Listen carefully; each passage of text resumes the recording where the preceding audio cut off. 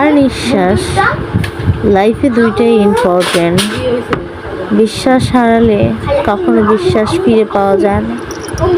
আর নিঃশ্বাসও একবার বের হলে এই নিঃশ্বাস আর ভেতরে আসে না, জীবনটা চিরদিনের জন্য শেষ হয়ে যায়। আর বিশ্বাস, এখন তো কাউকে বিশ্বাস করাই যায় না।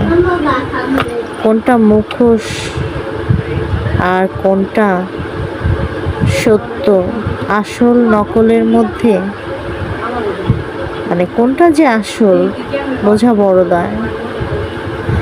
মানুষ শুরুতে যেমন দেখায়, আসলে কারো কাছে না গেলে বোঝা যায় না মানুষ কতটা হিংস্র। বিশ্বাস